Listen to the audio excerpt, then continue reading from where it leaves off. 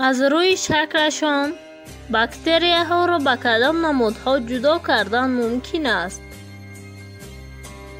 باکتریاها را از روی شکلشان به یکچند نمود جدا می کنند: گرد شکل یا کره مانند، کاک ها، چوبک مانند، ویرگول مانند، سپیرال مانند و غیره ها.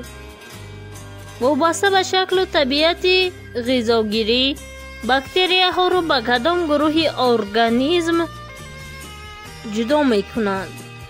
وابسته به شکل و طبیعت غذاگیری، باکتریاها به گروه ارگانیسم های اتوتروفی و گتروتروفی داخل می شوند. باکتریاهای گتروتروفی به کدام گروه ها جدا کردند؟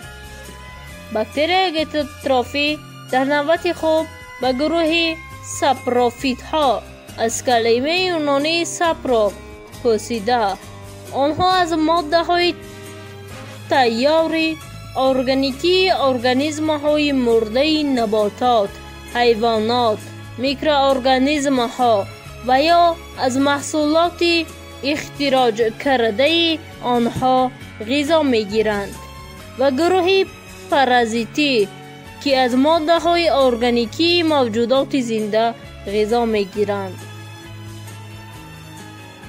کدام نمودی باکتریا ها را باکتریا های نیتروژنز خود کننده می نامند؟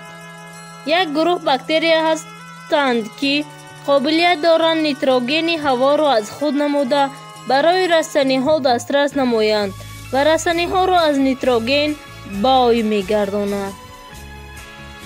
چند نمودی زنبروغ ها موجودند؟ در عین حال تقریبا 100,000 نمود زنبروغ ها موجودند. آیا رسانی های آبی مسام دارند؟ و اگر داشته باشند وی در کجا جای گیرد؟ رسانی های آبی مسام ندارند. به نوری های مینرالی چی ها داخل می شوند؟ به نوری های مینرالی کربامید، سلفت امونی، سلیتر و غیره داخل می شوند. آیا حادثه فتوسینتز در ریشه رستنی می گذرد؟ نه، نمی گذرد. جزء نرینه گل چی نام دارد؟ گردبرگ. جزء مادینه گل چی نام دارد؟ تخمدان. میوه پرده چیست؟ دیواره سبزیده تغییر یافته گورک میوه پرده نامیده می شود.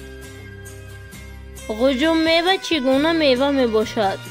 غجم میوه یا بوته میوه یک نوع تر میوه است که مغز آن را از بیرون پوست تنوک پوشیده است، مثلا قات، ناردامک، پامیدار و غیره. دامنک میوه چگونه میوه می باشد؟ دانک میوه یک نوع تر میوه است که پوست تنوک داشته دانکی سخت دارد، مثلا آلوبالو، زردالو، شفتالو و غیره ها. کوسک چگونه میوه می باشد؟